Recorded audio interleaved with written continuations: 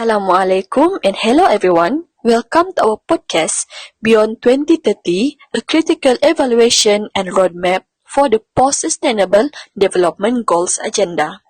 I'm Ain, your moderator for today's session, and together with our panelists, we'll be discussing an important question: what happened after 2030? As we know, the Sustainable Development Goals or SDGs were introduced in 2015 as a global plan to tackle issues such as poverty, inequality, and environmental degradation. However, with 2030 approaching, many targets are still far from being achieved and new challenges continue to emerge. So today, we'll be looking at some of the limitations of the current SDG framework and exploring what a future sustainability agenda might look like beyond 2030. To start us off, let's first look at some of the structural weakness of the current SDGs. Rachel, would you like to share some of your thoughts on this? Thank you, Ayin. I think that's a great place to start because before we talk about what comes after 2030, we first need to understand why the current SDGs haven't fully achieved what they set out to do. Now, don't get me wrong, the SDGs have definitely made a positive impact. They give countries around the world a common direction and encourage governments, businesses, and communities to work together on important issues like poverty, education, climate change, and environmental protection. In many ways, they've helped put sustainability at the center of global discussions. However, despite these achievements, progress has been much slower than expected. In fact, many of the goals are still off track, and one major reason is the way the SDGs are designed. One of the biggest weaknesses is that they're voluntary rather than legally binding. Countries report their progress through what's known as voluntary national reviews, but if they fail to meet their targets, there are no legal penalties or enforcement mechanisms. This means governments can decide which goals to prioritize based on their own political or economic interests. Researchers often describe this as the buffet syndrome. Just like choosing food from a buffet, countries and even companies tend to pick the goals that are easier or more beneficial while avoiding those that require major structural changes. For example, a company might actively promote recycling programs or support gender equality initiatives, which are certainly positive efforts. At the same time, it may continue operating carbon-intensive industries that contribute significantly to climate change. This practice is commonly known as greenwashing, where sustainability becomes more about maintaining a positive public image than creating meaningful environmental change. Another major challenge is something called the growth paradox. On one hand, the SDGs encourage countries to achieve economic growth because it's linked to creating jobs, reducing poverty, and improving living standards. On the other hand, several SDGs also focus on protecting the environment through responsible consumption, climate action, and biodiversity conservation. The problem is that our current economic model still relies heavily on increased production, consumption, and resource extraction. So, the more economies grow, the more pressure they often place on forests, water resources, ecosystems, and the climate. Although some people believe that green technologies can solve this issue, many researchers argue that there is still very little evidence that economic growth can be completely separated from environmental degradation. So, in my opinion, the SDGs have given us a strong foundation, but the world we're living in today is much more complex than it was in 2015. If we continue relying on voluntary commitments and a growth-driven economic model, it may be very difficult to overcome future environmental challenges. That's why many experts believe the post-2030 agenda shouldn't just improve the existing framework, it should fundamentally rethink how sustainability is governed and how progress is measured. Thank you.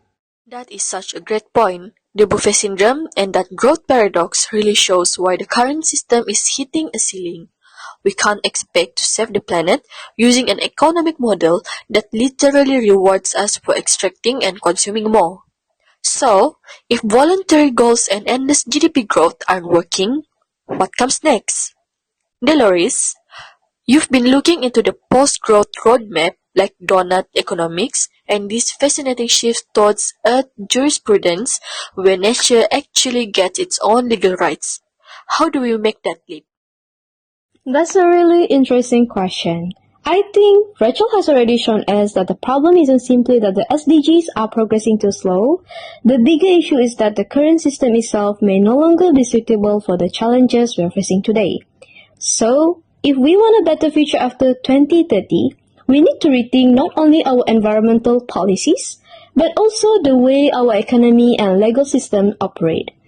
Let's start with the economy. For decades, we've measured a country's success using gross domestic product or GDP. If GDP increases, we usually assume the country is doing well. But GDP doesn't tell us whether people have access to quality healthcare, whether inequality is increasing, or whether we're damaging the environment to achieve that growth. That's why many economists are now discussing post-growth economics. Instead of asking, how can we keep growing the economy?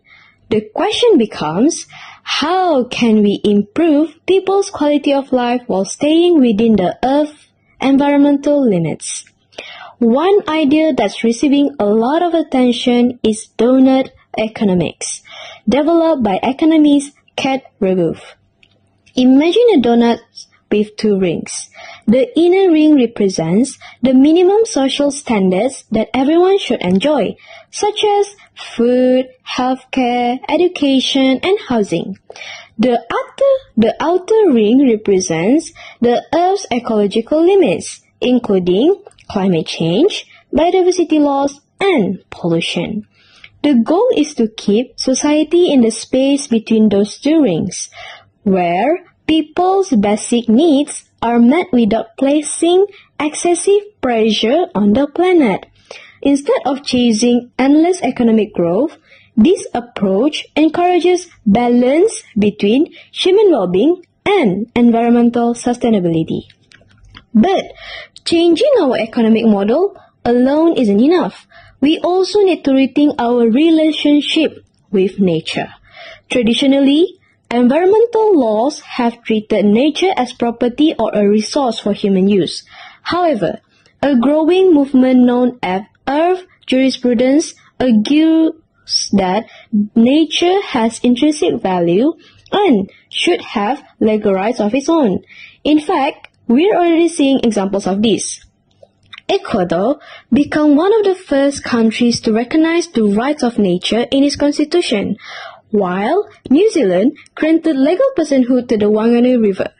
These decisions mean that the ecosystems can be legally protected, almost like a person whose rights must be respected.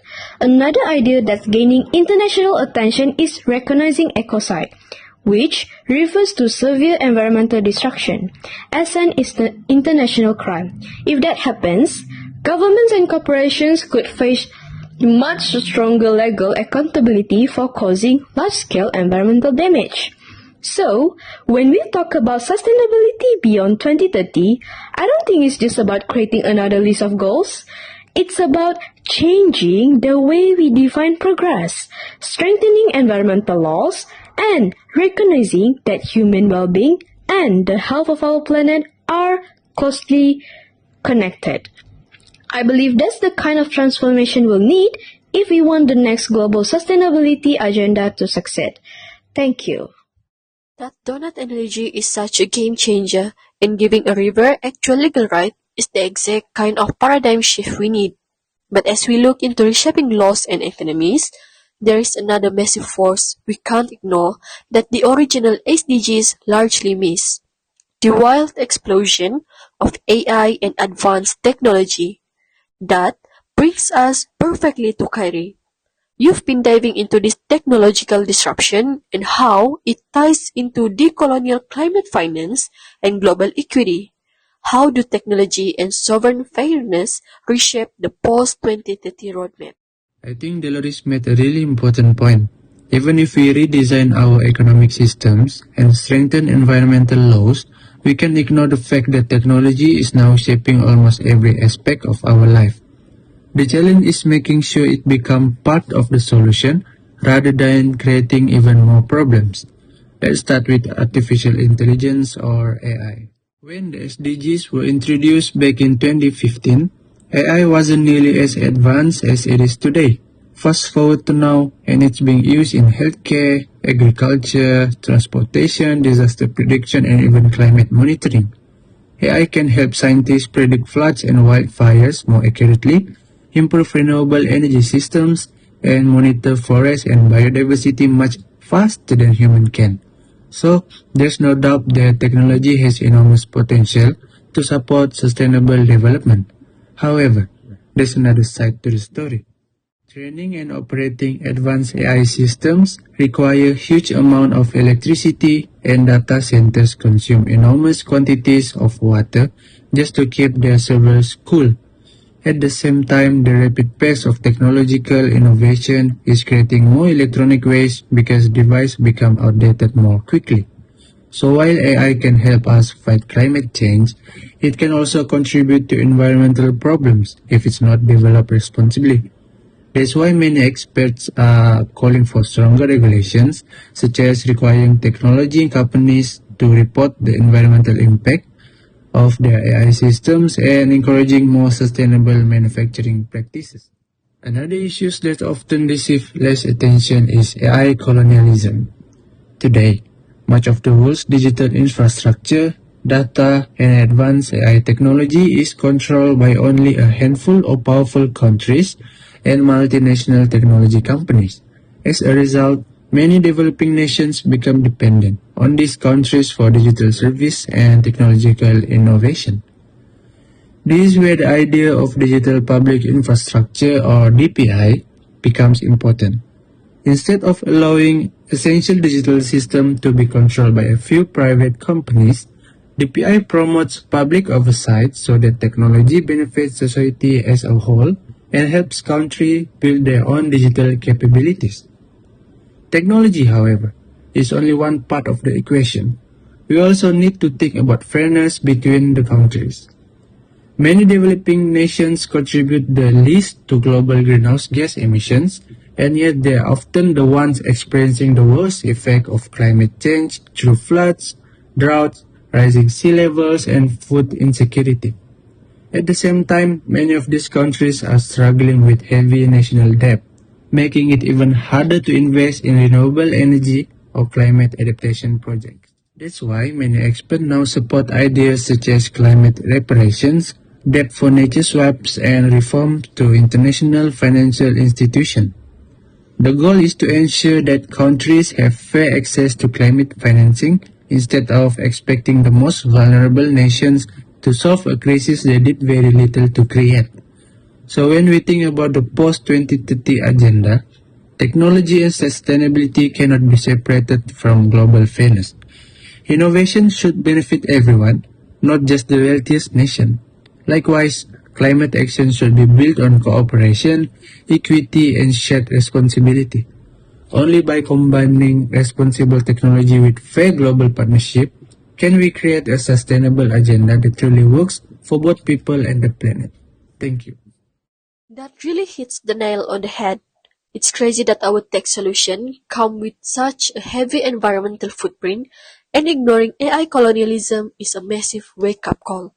But let's be honest, whether it's ethical tech or reshaping the economy, none of this matters without accountability. We already know the voluntary on a system doesn't work. So how do we actually force countries and corporations to play by rules?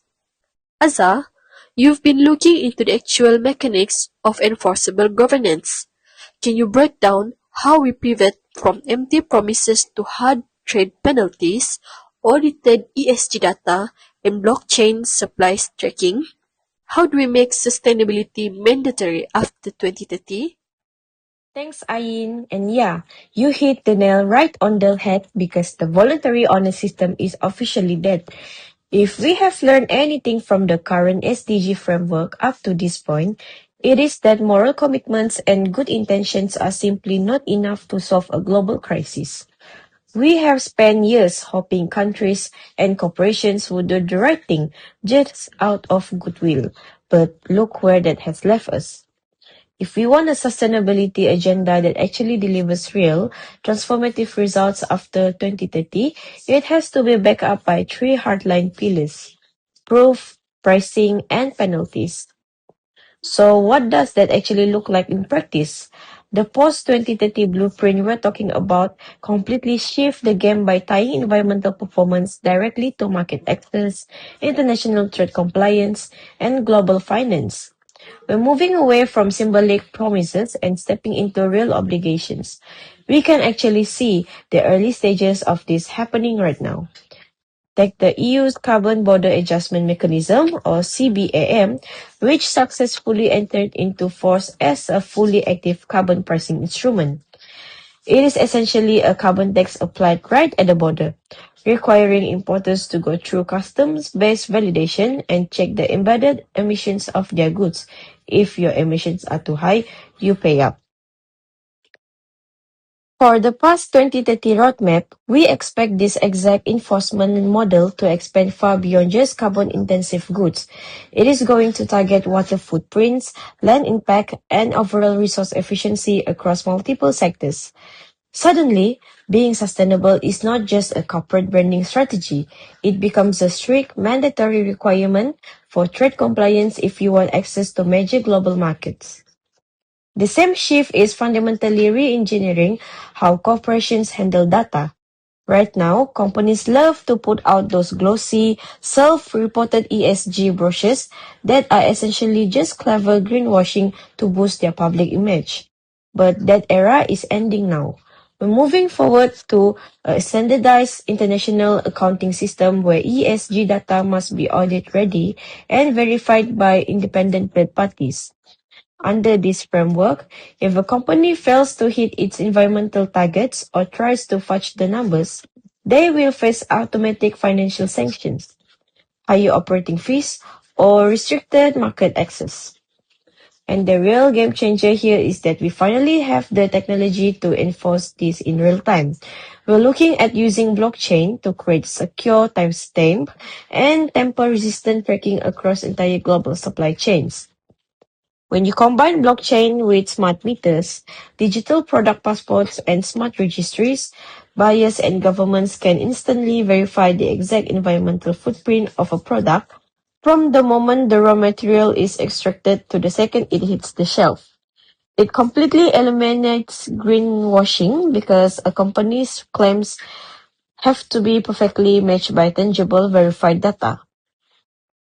So to wrap it all up, the post-2030 roadmap replaces moral pleading with hard trade penalties at the border, mandatory ESG audits for firms, and real-time digital supply chain tracking. When global cooperation is law, financial incentive and penalties are what actually get people to move. Beyond 2030, sustainability will not just be announced, but it will also be strictly enforced. Thank you all so much. This has been an eye-opening conversation. To wrap it all up, the year 2030 is not just a policy deadline, it's a turning point for a planetary survival. As our speakers perfectly pointed out, if we keep relying on the same old voluntary pledges and a growth-driven economic model, we will simply not survive future environmental crises. The post-2030 roadmap requires a massive shift, stronger institutions, tech governance, and an absolute overhaul of our economic system. We need to step away from symbolic promises and step into real action. Moving forward, sustainability cannot just be announced, it must be strictly enforced. Thank you to our amazing panel, and thank you to everyone listening. See you again later. Assalamualaikum warahmatullahi wabarakatuh.